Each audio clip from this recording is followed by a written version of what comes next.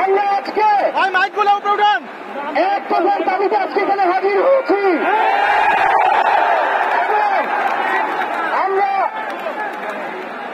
জীবনের নিরাপত্তা, বাংলাদেশের মানুষের জীবনের নিরাপত্তা, সমাজের ন্যায় বিচার প্রতিষ্ঠার জন্য আমরা এক দফার সিদ্ধান্তে উপনীত হয়েছি। এই সরকার কোনোভাবে আর এক মিনিটও ক্ষমতায় থাকার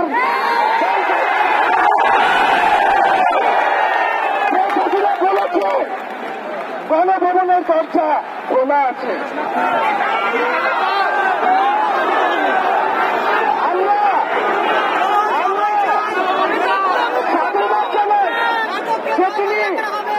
বুঝতে পেরেছে যে গণভবনের দরজা খোলা রাখতে হবে।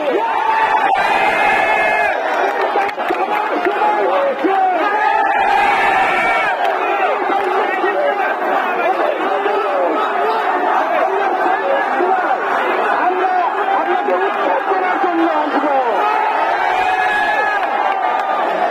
বন্ধুগণ,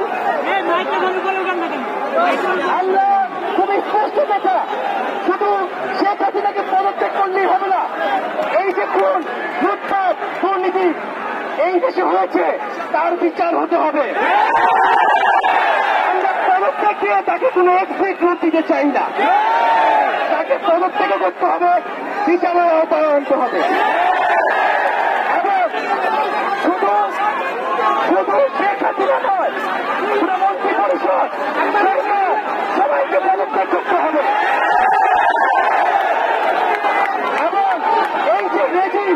এই যে জাতীয়তাবাদী শাসন ব্যবস্থা, এটাকে বিলোপ করতে হবে।